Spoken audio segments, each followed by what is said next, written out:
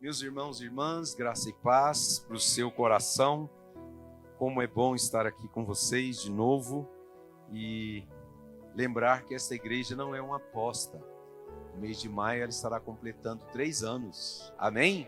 Glória a Deus. Glória a Deus pelos irmãos que aqui congregam, que aqui contribuem para que esta casa esteja abençoada e seja um lugar acolhedor para quem quer que seja. A igreja é este lugar, né? Lugar onde Deus ordena a vida e a bênção para sempre. Este momento ele é muito singular no culto, porque nós ficamos expostos diante da palavra de Deus.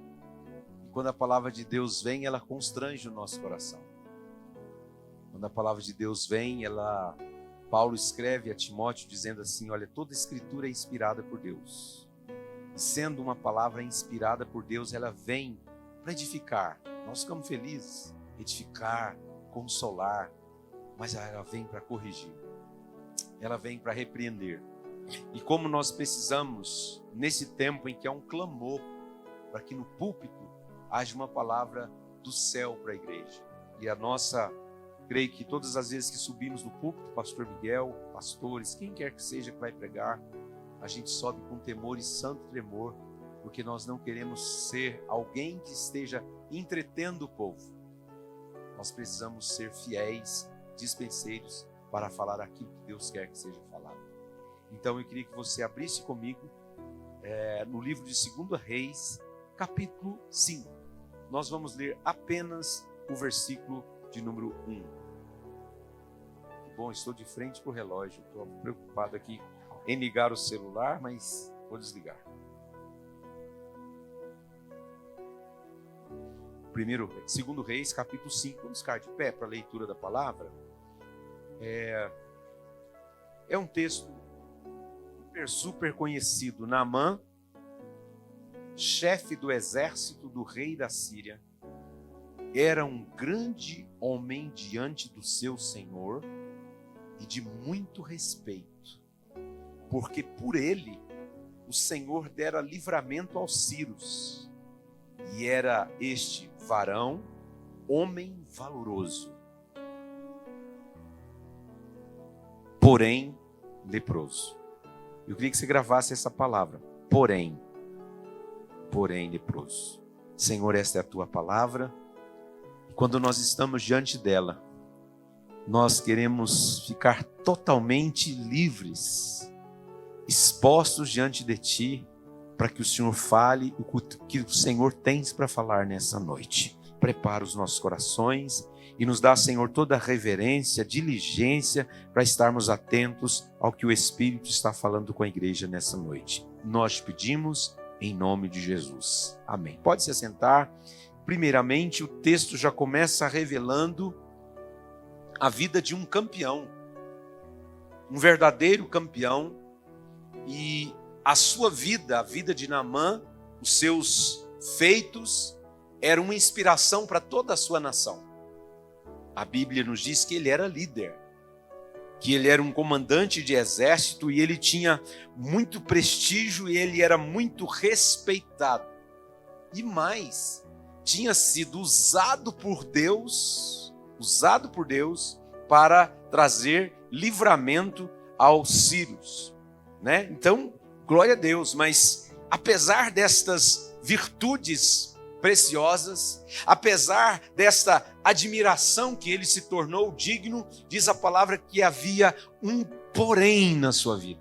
E eu quero conversar com vocês sobre esse um porém na vida deste homem. E é bem certo que entre nós haja pessoas que têm um porém na sua vida. Um porém. Eu diria assim, um detalhe bem incômodo. Uma incoerência, uma mancha que comprometia as cores da vida daquele homem. A Bíblia diz que Naamã era leproso. Irmãos, o mundo está cheio de pessoas admiráveis, sim ou não? Sim, claro.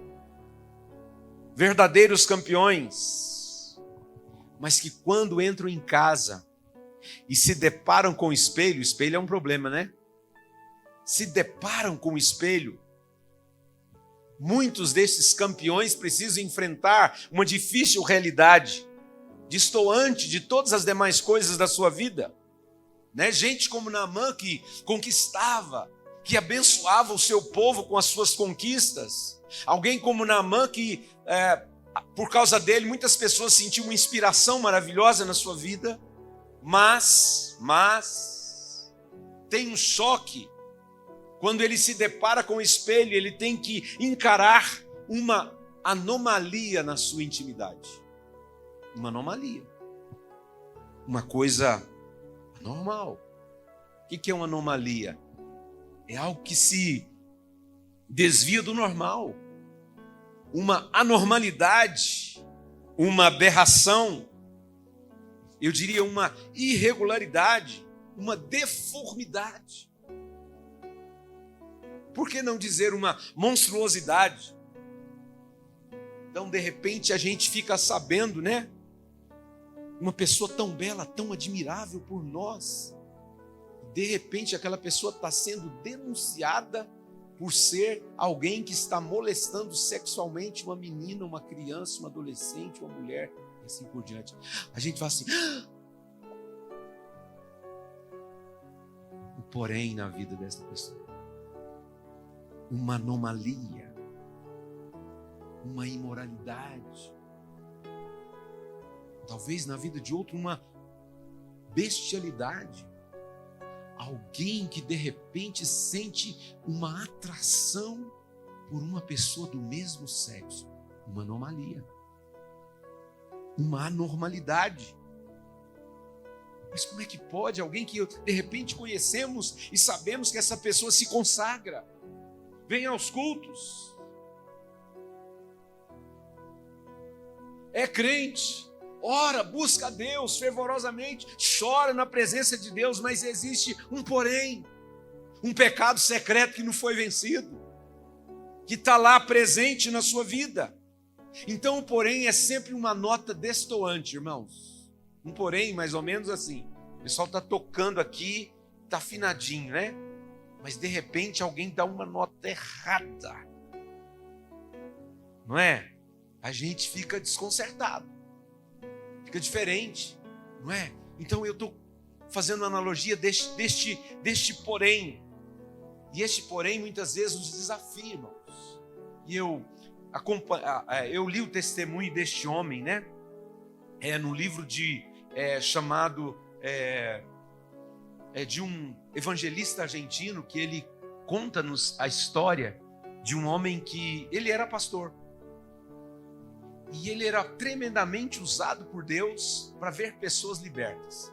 Mas ele convivia secretamente com o pecado, ele fumava. E ele pedia a Deus por libertação. Mas ele convivia com esse pecado secreto, levava pessoas em grandes cruzadas, as pessoas eram libertas, ele pedia a Deus para ser curado, ele não era curado, não era livre, não era liberto. Até que um dia ele viu muita gente sendo liberta deste mal e ele falou: Deus, por que eu não sou liberto? Por que eu até oro e peço, mas o Senhor não me dá essa libertação? E o Senhor disse para ele assim: é o seguinte, você realmente ora e pessoas são libertas, mas lá no fundo, você gosta da nicotina, você gosta deste pecado secreto. Foi aí então que ele confessa e diz para Deus: Senhor, que eu sinta uma repulsa, uma ojeriza a este mal, e eu sei que ainda em mim há um desejo, eu gosto disso, mas por favor, Senhor, eu quero que o Senhor coloque dentro de mim agora uma certa aversão. E a Bíblia diz que a história diz que ele foi liberto. A Bíblia também conta-nos a história de um dos filhos de Davi, que ele se apaixona pela irmã. Esta é a anomalia dele. Se apaixona pela irmã, se finge de enfermo, doente, ela vai levar algo para ele. E a Bíblia diz que ele vai estrupar a irmã. Ou seja, primeiro teve um amor que o cegou para fazer isso. E a Bíblia diz que depois que a irmã fora violada, ele sentiu uma aversão por ela. Isso são os poréns na vida de uma pessoa. E a Bíblia diz então que este homem tinha esta realidade, este porém em sua vida. Um drama a ser vencido, um drama que roubava dele a paz, Um drama que roubava dele a alegria, porque lá fora ele tinha conquistas maravilhosas, mas quando ele chegava em casa e se despia, ele se deparava com uma triste realidade. Ele era, segundo a palavra de Deus, ele era leproso. Então, irmão, certamente todos nós estamos cercados de pessoas valorosas. Em casa, trabalho, família, igreja, gente preciosa, gente de grande valor, mas que de repente tem uma vida marcada ou estragada por algum problema. Normalmente esse tipo de sermão a gente ouve bem silenciosamente e sem falar amém. E não tem problema, mas eu preciso pregar. Então a Bíblia diz que Naamã revela que ele tem há um porém na sua vida, algo que a vida lhe impôs sobre ele, uma sina a ser cumprida, algo que macula a sua história, algo que deixa uma marca não tão bonita na sua vida. Mas eu quero dizer para o meu irmão e para a minha irmã que entrou aqui, que Deus é aquele que nos limpa de todo mal. Então há um caminho. E a palavra de Deus, certamente, irmãos, na casa de Naamã tinha comentários. Quem sabe a mulher de Naamã lá na cozinha, que uma mulher com outra mulher, elas acabam se confidenciando. Sim ou não? Sim ou não? É verdade.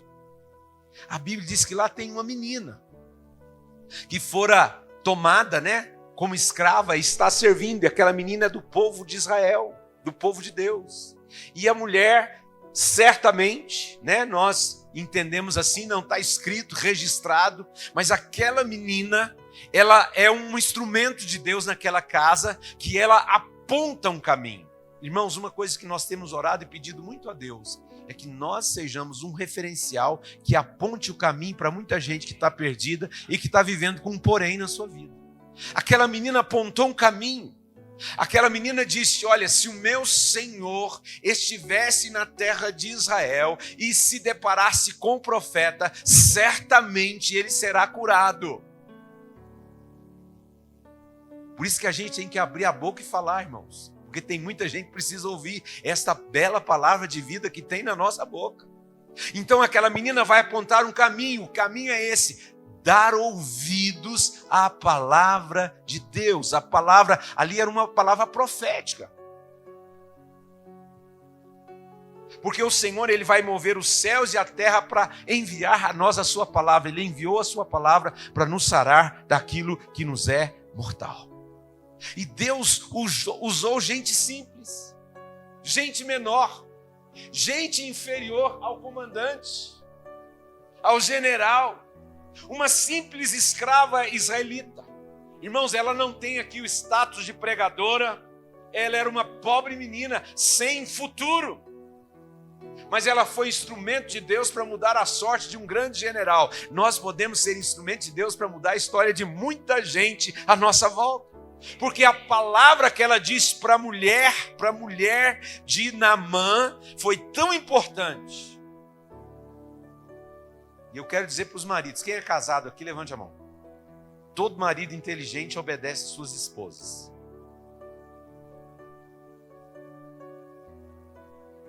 Amém? Amém, varões? Amém, né? Amém. Aquela mulher certamente falou, e aquela palavra encontrou eco no coração de Naamã.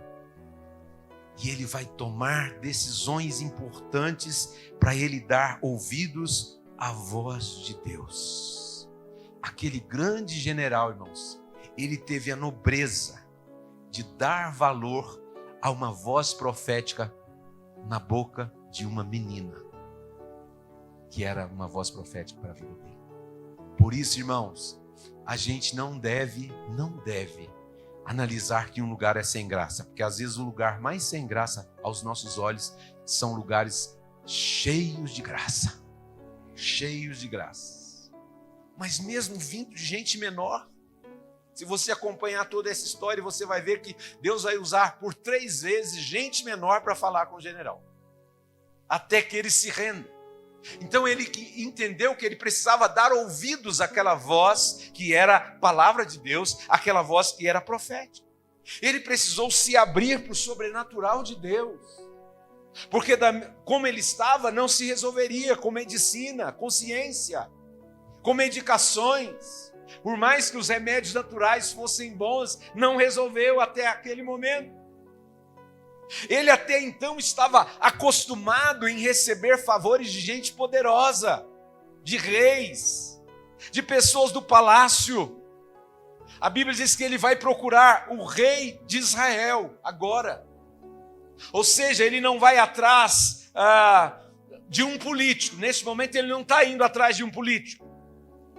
Mas é uma profeta que tem uma palavra de Deus para ser solução para o problema dele. Não vá atrás de pessoas que vão dar um jeitinho. Amém? A gente tem que correr para os pés do Senhor. A Bíblia diz assim que nós viveremos de toda palavra que sai da boca de Deus. E Ele não vai nos confundir. Amém? Imagine Naamã chegando lá diante de Eliseu, o profeta, e o profeta dizendo para ele que ele tem que mergulhar nas águas do Jordão, porque ele até então pensou que a história, a cura dele se daria de forma natural. Mas o profeta estava dizendo, olha, agora você vai caminhar no sobrenatural. Você precisa mergulhar por 7 vezes no Rio Jordão para você realmente receber o poder de Deus. Mas Naamã não é fácil de ser dobrado. Irmãos, quantas vezes nós somos persistentes e insistimos na nossa racionalidade. A gente é racional demais. A gente vai muito no natural. E no natural a gente não vai conseguir. E ele fica bravo. O general ficou ficou muito bravo quando ele recebeu uma ordem que ele mergulhasse no Jordão, porque ele compara as águas de Damasco, são melhores do que este lugar. É o que eu disse ainda há pouco. Nossa, lá em Damasco é um lugar mais bonito, mais apresentável, mais cheio de graça. Jordão, esse riozinho feio, sujo. Eu vou mergulhar nisso daqui? O general ficou uma onça. Ficou bravo. Mas Deus queria tratar com ele também sobre o seu orgulho. E aí mais uma vez um servo vai lá, meu senhor, se o profeta não tivesse dito para você algo mais difícil, o senhor não obedeceria? Ele só pediu para o senhor mergulhar. Mas não seria nada fácil, irmãos. Porque tirar a roupa no banheiro da sua casa é uma coisa.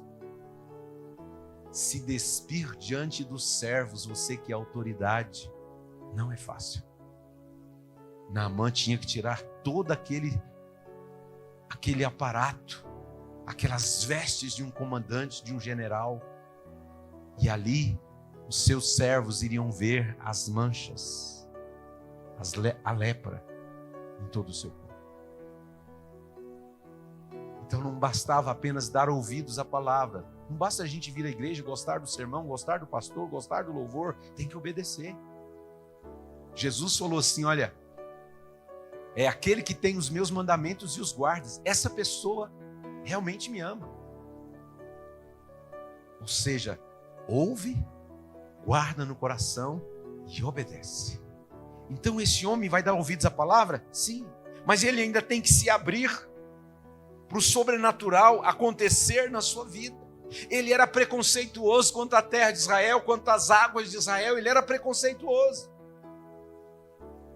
Enquanto nós carregamos preconceitos e orgulhos, nós ficamos amarrados, presos, atados, e o porém na nossa vida continua. Eliseu deu uma direção, uma palavra de Deus. São 7, não são 6, não são 5, não são 4 mergulhos, 7 vezes. Era uma prova de fé para aquele homem, irmãos, mas também era uma prova de humildade. Ele tinha que se abaixar, ele tinha que se render. Ele tinha que descer, ele tinha que perseverar. A princípio ele vai resistir, Ele estava lembrando, quem sabe, da sua cultura, da sua religião, que diziam que em Damasco, a sua terra, haviam rios mais dignos do que o Jordão. O Jordão tinha águas barrentas, mas ele precisava abrir mão dos seus preconceitos para experimentar o milagre. Que Deus nos ajude nessa noite, amém? Para a gente abrir mão de preconceitos, de ideias preconcebidas, de conceitos preconcebidos erradamente, erroneamente. E aí o texto diz lá em Tiago que Deus resiste aos soberbos. Deus resiste quem eleva o seu coração, mas Deus dá graça para quem é humilde. Então ele teve que ser humilde o suficiente para se despir diante dos seus servos, mergulhar a primeira, segunda, terceira, quarta, quinta, sexta vez, até dar o mergulho final. Amados, a obediência é a nossa única esperança. A nossa única esperança. Aí Naamã decide fazer conforme a palavra de Deus. Imagine os irmãos o quanto isso foi desafiador para ele. Queridos, ponham-se no lugar deste homem, tirando as suas roupas, tirando as suas condecorações, diante de gente menor, diante dos seus servos, para assumir a sua fé no Deus de Israel. Ele tinha que se despir. Ele tinha que dizer assim, que ele cresça e eu desça. Que ele cresça e eu desapareça. Até então ele não conhecia o Deus de Israel. Mas para acabar com este porém na sua vida, ele precisava, eu diria, se sujeitar radicalmente. Amém, irmãos? Então ele teve um caminho anunciado por aquela menina, ele se abriu para o sobrenatural, ele precisou obedecer até o fim. E a Bíblia nos ensina que ele precisava se sujeitar radicalmente a Deus e a sua palavra. Porque eram necessários quantos, irmãos? 7 mergulhos. Então eu gosto de dizer assim, olha, que 99% de obediência não é obediência, é desobediência. Ou seja, 99% de obediência é infidelidade. Mas 100% de obediência é a gente se sujeitar inteiramente ao Senhor. Por isso que Daniel levanta sua voz na Babilônia para dizer assim, olha, eu me comprometo, eu decido, eu resolvo, eu não vou me contaminar mesmo estando na Babilônia. Então se a gente quer, irmãos e irmãs, sermos curados dos nossos poréns da nossa vida, e ter a vergonha nossa alijada, retirada, sair da nossa história, nós precisamos obedecer completamente. Então a gente tem que se expor. A gente precisa se expor. Então o que acontece no Jordão, quando ele mergulha por 7 vezes, é que houve uma obediência total, resoluta, houve perseverança até o fim. Houve a perseverança de alguém que vai receber um milagre. Este homem vai obedecer. Quantas pessoas ficam frustradas porque não obedecem 100%? Quantas pessoas ficam decepcionadas porque caminham até certo ponto, mas não vão até o fim, não permanecem até o fim? E a sua palavra nos diz que aquele que perseverar até o fim será salvo. Perseverar até o fim. Quantas pessoas fazem contas e não obedecem até o fim, meus irmãos e minhas irmãs? Então, diz a palavra de Deus, meus queridos, que quando Naamã mergulha por 7 vezes, ele sai das águas do Jordão e ele sai curado. Mas ele não era apenas um homem curado. Ele era um Ciro apaixonado pelo Deus de Israel. Ele ficou apaixonado. Ele ficou aleluiado. Eu creio que ele cantava essa canção. Me ama, ele me ama. Imagine essa canção naquele momento para ele. 100% de obediência. Deus quer a nossa sujeição, entrega e submissão total. Então, quando Paulo chega com aquele rompante no caminho de Damasco, a Bíblia diz assim, descreve que ele mesmo conta esse testemunho mais à frente, lá numa de suas cartas, ele diz assim, ó, uma luz mais forte do que o sol do meio-dia me encontrou no caminho de Damasco e eu caí do cavalo. Deus derrubou o orgulhoso no chão. É assim que Deus faz. Ele é alérgico ao orgulhoso. E a Bíblia diz que ele derruba o orgulhoso. E Deus vai falar assim para Ananias, olha, este é para mim um vaso escolhido, porque eu vou mostrar para ele o quanto importa sofrer pelo meu nome. Paulo tem uma conversão tão radical que ele diz assim aos Gálatas, agora não sou eu que vivo, não sou mais fariseu, é Cristo que vive em mim. É Cristo que me governa. É Cristo que vai ditar para mim o que eu tenho que fazer. Eu vou viver agora uma vida plena na presença de Deus. Ele que vai me governar. Então a obediência de Naamã ficou muito barata diante do lucro que ele teve da libertação. Imagine ele sai para as batalhas. Imagine ele tirando as roupas, irmãos, quando chega em casa. Todo marcado por lepra. Imagina agora quando ele volta para casa, curado. Ele volta para casa curado. E ele volta dizendo, eu amo o Deus de Israel. E o mesmo Deus que curou Naamã está aqui no nosso meio nessa noite. Está aqui. Mas, irmãos, a gente não pode ouvir a palavra e dizer, bom, foi bênção, que glória, que palavra do céu, irmãos. Boa noite, irmão, boa noite, irmã, até a próxima semana, até o próximo domingo, boa semana. A gente tem que responder a palavra que nós ouvimos. Eu queria que você fechasse os seus olhos, aí mesmo no seu lugar. Por quê? Eu queria te convidar, você que ouviu essa palavra, para você vir ao altar, trazer para o Senhor aquele porém, que de repente ainda está presente na sua vida. Aquele porém,